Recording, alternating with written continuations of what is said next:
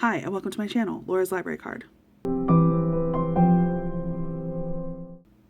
So I decided that I had a lot of thoughts and feelings about Tress of the Emerald Sea by Brandon Sanderson, and I decided that I'm going to vent and vlog those feelings, and this is just going to be a single book reading vlog.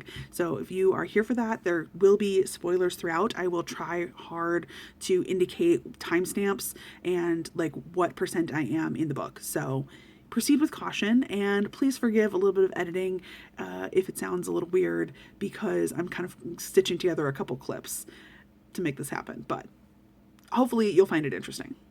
So, for the Knight of Swords card, for the prompt of a book where the character has a quest or a mission, I am reading, and I started today, Tress of the Emerald Sea by Brandon Sanderson, and I am 30% of the way into the audiobook for this book. Now, I will say, the audiobook version that I have is narrated by Michael Kramer, who is actually the person who narrated the audiobooks that I listened to for a number of the Wheel of Time books. So it took the first, I don't even know how long, half an hour of this audio for me. And even so, like sometimes it still kind of flares up. I have to keep reminding myself that this is not Wheel of Time, that like just because this voice sounds familiar, that like it's a separate thing. And so far, I mean, I'm enjoying it. It's going faster than I sort of expected. And I think it's interesting, and there's a lot of like action and a lot of activity that has happened. Um, yeah. So let me like, so the premise for this book is our main character is Tress, and she has lived her whole life on the rock, this like island in the middle of a sea, but it's not the sea that's made of water. This sea is made of spores, and the spores come from the moon, and they're like 12, 7 or 7 plus, I think maybe 12 moons that like dump their spores around the world. And so you could like sail from one color sea to like another colored sea because that moon is dumping those color spores, and they have different abilities. I haven't really figured that part out yet, but Tress lives on an island that is in the middle of the Emerald Sea, this like this sea of spores, and the spores are, they don't hurt you necessarily, but they are like activated when they come in contact with water or like liquid, and so it wouldn't hurt you for them to just sit over there, but if they like touch your eyeballs or your mouth, like then they are activated or whatever. So the ones that Tress lives in like magically whatever. I'm not gonna like go into too much detail. Basically, she has to leave the place where she's from to like go out on a quest. She's trying to find somebody, and along the way, it's turning into very like swashbuckling pirates kind of a situation. And I don't know. The thing I was about to say a minute ago is that there's definitely a narrative voice of this book. Like the book is told, it's not in second person, but it does address the reader. Like it breaks that fourth wall multiple times. Like the narrator is also interspersing like their own opinions and talking to you, the reader, like sporadically, while the narrator tells of this story, if that makes sense. I don't know what viewpoint that is, but the voice of that character, or like who this character is, I don't know. I don't love that element. I mean, I think it's interesting, and I think it's kind of cool to have a voice like that. But also, I don't know. It's like a little, I don't want to say grating, but like, I don't know. There's like certain turns of phrase, or there's certain elements of like, it sort of feels like, it almost feels right now to me personally, like as if I'm hearing this story being told from this mysterious narrator character. And like, the more that they interject and talk, they sound pretty interesting. And it almost makes me feel like, well, why are you telling me the story about trust? Like, can we just like turn this into an interview? Like, I want to hear more about you. And I feel like there's certain areas or topics or what have you where the narrator is sort of like expounding upon, and there's other areas where the narrator doesn't bother to do that, which makes total sense for somebody telling you a story. But as a reader, it feels like I'm like, well, what does that mean? Like, what is that? So I don't know. I'm enjoying it overall. I guess I hadn't quite realized that it was young adult. Maybe I did know that, but like, I don't know. I just knew it was like a fantasy standalone, and that's how it got recommended for a book club. But I'm 30% of the way in. It has gotten well underfoot. I have a very strong suspicion that by the end of the book, when Tress manages to get where she's trying to go and find what she's trying to find, that she's going to basically no longer be like, I think it could go either way. I think that like a very classic thing would be like, oh, I've actually grown as a person, and like I no longer like, it was about the journey, not about the destination. Like this, the ultimate goal that I've been pushing myself towards this whole time, like is actually not relevant anymore. I feel like that's pretty common or would be understood. I think it might be interesting to subvert those expectations, but also like based on the fact that she's trying to find like a guy, like I don't know. So today I actually reached about 45-ish% of the audiobook. I am still, I don't know if I said this in the first clip because I haven't edited it yet, but for me, this book is kind of weird. Like, I'm listening to the audiobook and I'm like not sold on the narrator. Sometimes he's great and sometimes he's annoying. I think he's a really good narrator. I just find like the certain like voices and choices to be a little like grating. And I also think that there's a little bit of that has to do with the writing. I think that Brandon Sanderson is obviously clever and is a fan of like wordplay. And so there's definitely been a couple sort of punny moments or moments where the sort of like word choice flow is like very deliberate in a way that I'm usually enjoying because it's punny, and I'm like, I think puns are funny because I'm like apparently lowbrow humor. But I don't know, there's definitely been a couple choices with the writing too that I'm kind of like, okay. My biggest thoughts and feelings are that this is like sort of evolved in its setting and complication and the layers of fantasy that are involved in this world, more than I expected it to. That's not necessarily a bad thing per se, but like by this point in the story, Tress is like on a pirate ship. She's with a bunch of other people, and like not only do we seem to have magic, but then there's like aliens and like the couple people that she's talking to who like are from other planets who are like not human. Kind of like the one guy kind of refers to stuff as like magic, but then the other guy kind of seems to have some sort of like scientific sci-fi kind of explanation for a couple of things. But then like this whole thing, like spoiler, the whole thing with Captain Crow and like being a spore eater and like none of that made any sense to me. I actually was listening to it on audiobook, and I stopped what I was doing and listened to it, and then I pulled up because I have the ebook also out from Libby, and I like read it with my eyeballs as well because I feel like I have a little bit higher comprehension when I'm reading with my eyeballs, and I was just like, what? Like, what is this? Like, what? There's this like ether that are creatures that are like that need the water but like have just sort of like a magical, mystical, unexplained connection with their like with like the host, which is Captain Crow. And so like the more water that she drinks, like somehow magically waters the aether creatures that are on the moon. Like it's not making any sense to me, and I think that's kind of the point. I feel like, I don't know. I feel like that's just kind of the point. And a question I've been having since the beginning of this book, like literally since chapter 1, is like, does it rain on this planet? Like, if when the spores come in contact with water, they explode and do their thing. Like, how does this how does this planet have like any sort of ecosystem or like water cycle? I don't know. And I don't know. I maybe I should look up a video about like how the fluidization of sand works, because I don't like fully like understand. Like once the spores, which are sand, like basically function similarly to sand, once the green spores like turn into like vines or trees or big plants or whatever, like when it's fluid again, do they sink? Do they just like stay there? Like, are they just like on the surface? Like, I feel like the implication that's said by the book is that they sink, but like, is that what they would do? I don't know. Therefore, like, is the bottom of the like Emerald Sea like full of clumps of like vines? Do the vines still need like light and photosynthesis? Do they just like die and wither away? I don't know. I have so many questions, and it's like starting to bog down the actual like plot and story.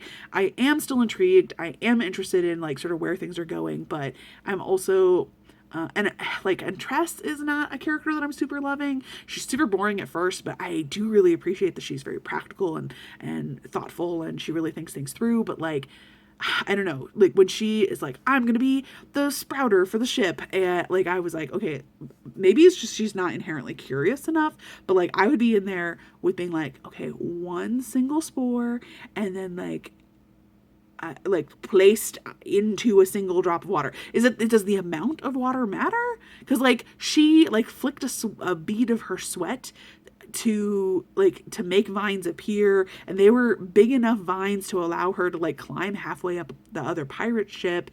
But like, and then I don't know. I have so many questions, but also like I kind of don't give a shit. I'm having a lot of feelings about this book. I am looking forward to talking about it with my book club, but I also just feel like there's more and more stuff that's being presented that's just kind of like weird and confusing to me, and I almost wish it was like not so convoluted, even though it feels like it's sort of like the richness of a world building, but also it feels like it was either not thought out very thoroughly, or it feels like I am frustrated because I don't have enough information. So there's my update for like a 45% mark, and I'll see you when I've read a bit more.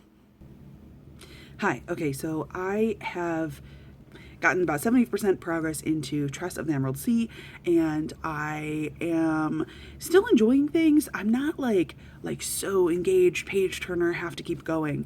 I feel sort of like the last chunk, that maybe sort of 50% to 70%. It's not slow going, like I'm bored, but just kind of the pace or the focus has shifted a little bit. By that 50% mark, Tress is like officially kind of a stat, like she's gotten herself to the pirate ship. She's the last 20% she is doing a lot of like planning and experimenting and thinking. So it's more of an opportunity for us to see her and her characterization and how she's interacting with other people, which I do appreciate, because I think that it's important to like have feelings for our main character and appreciate who they are and what they are bringing to the table.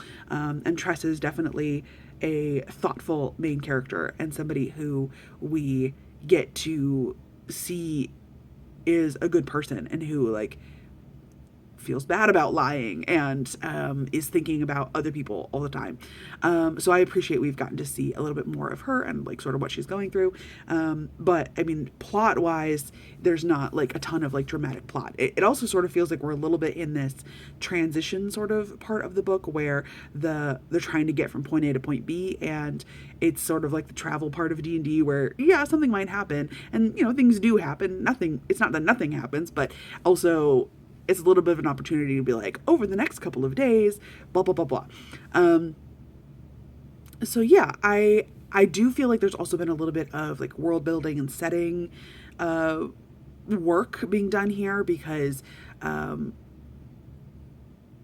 I guess I did say this was going to be spoilerful, because at this point they're getting to the Crimson Sea, and so there's a little bit more discussion about the Verdant Sea versus the Crimson Sea, and sort of like they finally address rain, which, oh my gosh, what cracked me up. I'm pretty sure I said in my previous clip where I was like, what about rain? What are the weather, like the weather and the water cycle? And in the book, the like narrator / Brandon Sanderson is like, so you might have realized that I haven't talked about rain at all, and if you're one of those people who like cares about the water cycle, like go get a life. And I was just like, I don't know, it was a funny moment where I felt both seen and called out a little bit. But yeah, so there was some sort of discussion about rain and how that affects the world. So I sort of appreciate getting a little bit more. But I will say, I feel like even though there's been a little bit more world building and setting work, I still have like kind of more questions about things. And there's also like a brief reference where the main character narrator, like, or no, yeah, it's the narrator who says something about like the Cosmere or the, oh, this planet compared to other planets. I mean, it's not been a secret that our narrator has like been to other planets and systems, etc. But I guess I didn't really realize that this book, Tress of the Emerald Sea, like was part of Brandon Sanderson's larger. Oh, and now that I clicked on it, it says the Cosmere number 28. I thought it was just like a standalone separate thing. And I think it kind of is, but also I didn't realize it was sort of set into his like broader universes. So maybe that's on me being like, I don't understand, because I haven't read any of the other stuff. But yeah, so there's definitely tension coming ahead. I like seeing Tress be sort of resourceful. We have gotten a chance to see her work with multiple spore types at this point. The whole midnight spore thing was super interesting, and this whole like flare gun situation is interesting. I feel like a tiny bit sort of there's so much of this book where it's like Tress is kind of like coming into her own and kind of like making these realizations and sort of growing as a person. And so I like seeing that on page, but also it feels a little bit like, well, it's our main character who is like discovering and inventing and creating. And maybe that's not true. Like maybe that is, we're seeing Tress's journey as she does that thing, but it's not like she's the one who's like recreating a wheel sort of a situation. But yeah, I don't know. I'm going to stop talking now, but that's my update for 70%. And I will come back to you when I have read a little bit more. Hi. Okay, so I am 90% of the way through Tress of the Emerald Sea, and I debated about even saying anything at this point because I feel like I can just kind of finish the book in the next hour or so. So is this even necessary? But I wanted to give you a little bit of information. I feel like, I don't know. I thought the whole bit about, okay, well, the group, this is going to be all spoilers. This is continuing to be spoilers. Surprise, surprise. The spoiler-filled vlog has spoilers in it. The four sort of main crew officer people who have become Tress's friend all are like, okay, like now's the time to mutiny. And I thought it was clever and interesting to have Crow be using the Midnight Essence to also spy, because like we saw Tress do that earlier. And I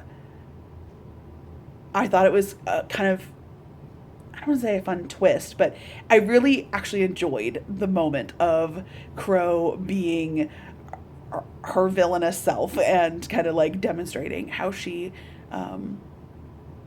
could take over things and put everybody in their place, and the whole encounter to do with the dragon I thought was interesting. I loved how Tress kind of stepped up and used her brains.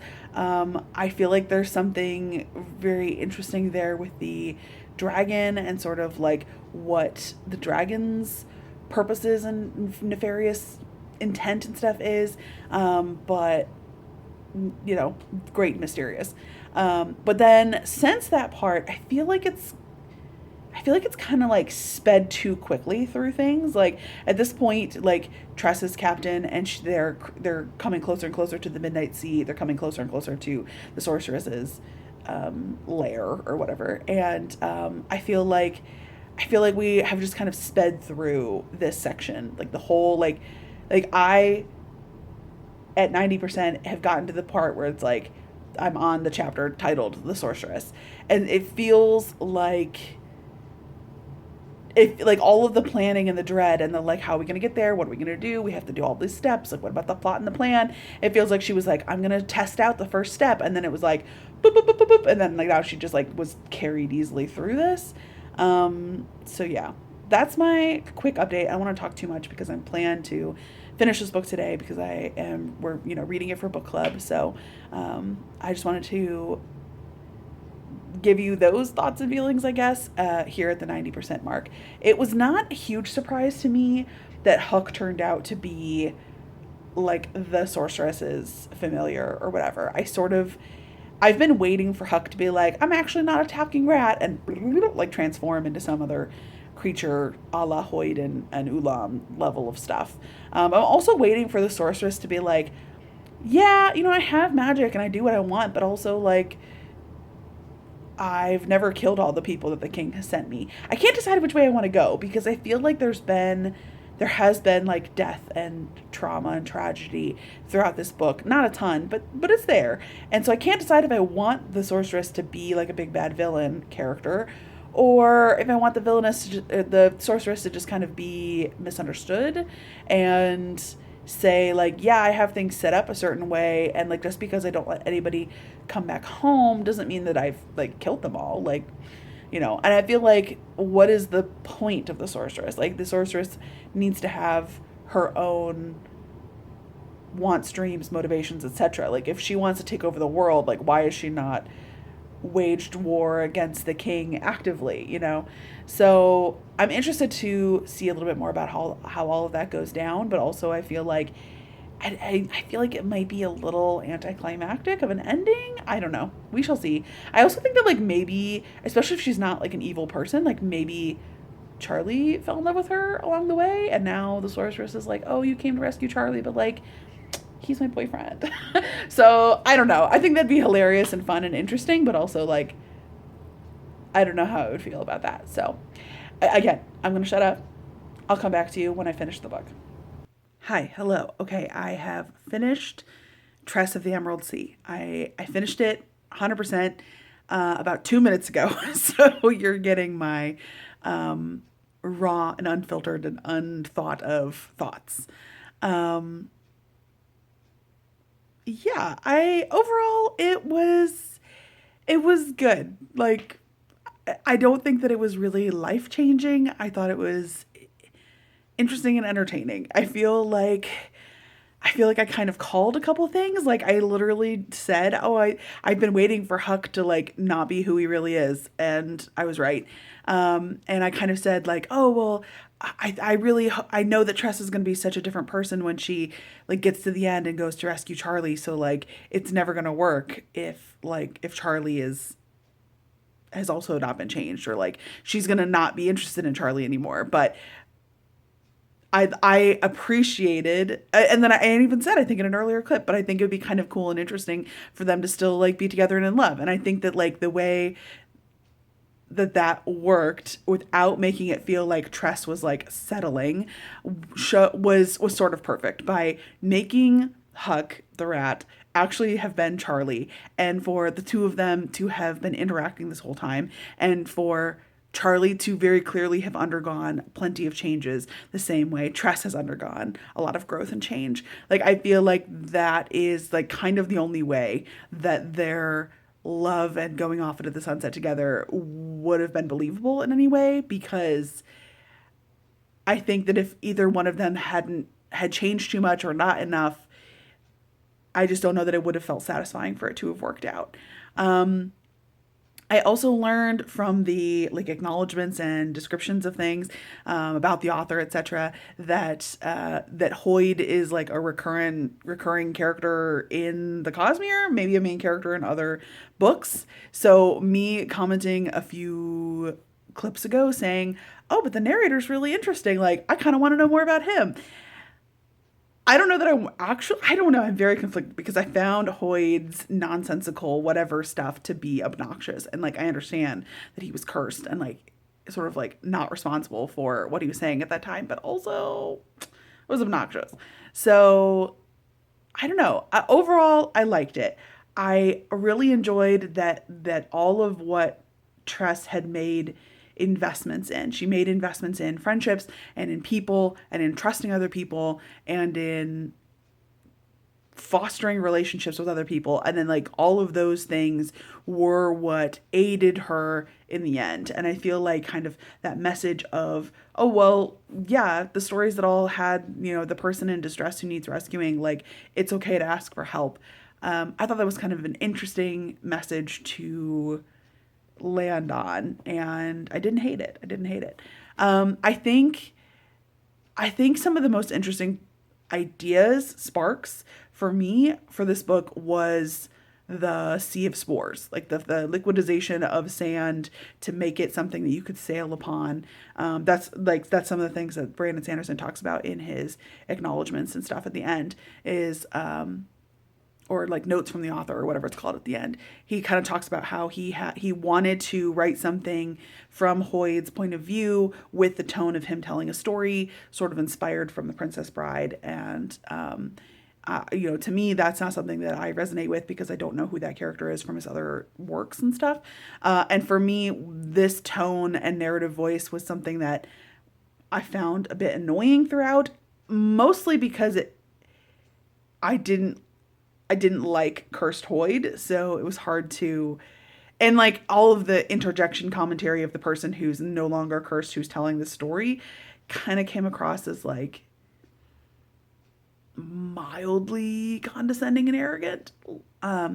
But yeah. Oh, and then he said he wanted something sort of like whimsical and like lighthearted, like a grown-up fairy tale, which I felt like this was. I felt like that kind of struck that line. And also the third element was the like sea of spores and yeah, that kind of thing.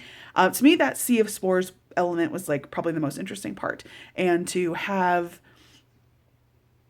them be activated by water and to like do cool things and to kind of like react and be usable by people by Tress. I thought that was super interesting, and I don't know, for me, I would love to read more in a world that's like set on this planet.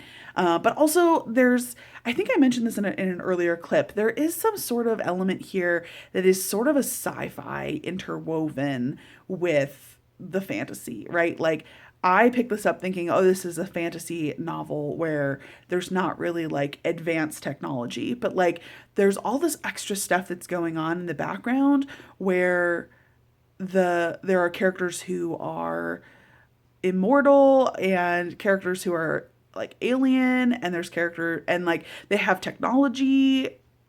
Like the sorceress was described as basically using like cameras and laptops and that kind of stuff.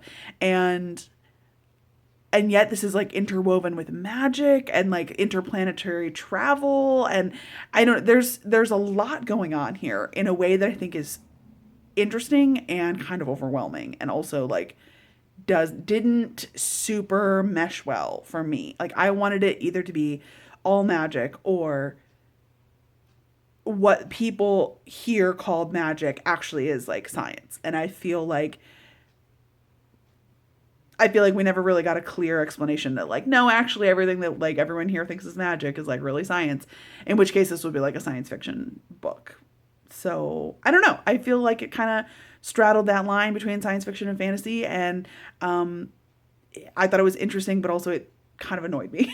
So yeah, I thought this was an interesting experiment and would read more potentially in the future. This is not like typically a genre that I read very much anymore, but overall I generally liked it. So I will insert one more clip here, so this isn't quite the end, but thank you for sticking it out this long with me, because obviously I talk a lot. Hi, I'm here to end this vlog and to very quickly, very briefly say that overall I enjoyed this book. I did get a chance to talk about it in my book club, and for the most part everyone else seemed to be pretty like middling to appreciated it. I felt like we had good discussions basically about almost everything that I've talked about here. There was a little bit of complaining that there was some, like someone basically said that they wish that it hadn't been told in Hoyd's point of view, not necessarily because they didn't like Hoyd, even though most of us didn't care for that narrative tone and that style, but she was kind of saying like, hey, I don't know, is this Brandon Sanderson? Is this his writing? What's going on? She really talked about wanting to see things from Tress's point of view, to kind of see how he writes main female characters. And I could see that as a like sort of a interesting and valid critique. So overall, the little bit of reading that I've done of some reviews kind of say a lot of things that I have already said here before, or I'm not going to elaborate any further on that, but I will say that I think that the few people who didn't really care much for this book found that the Hoyd narrative voice and the tone, both the like whimsy element, the forced humor element, and also like Hoyd himself being the narrator, those were some of the biggest sticking points for people and why they rated it maybe not as great as possible. So overall, I thought this was a interesting book to start reading Brandon Sanderson through. I would potentially read more, but I'm like kind of hesitant to dive right into the whole Cosmere and the whole rest of his oeuvre. So I'm not really sure where I would want to continue with Brandon Sanderson, but I liked him well enough that I would consider doing so. So if you made it this far, you are a saint because I don't know when to shut up. But I wanted to really document my thoughts and feelings on this book because I just was trying to give it a lot of thought. So thank you so much for sticking this out. And if you have any suggestions for where I should continue with Brandon Sanderson, or if you have any thoughts about this book, then leave them down in the comments. Thanks so much for watching, and see you next time. Bye.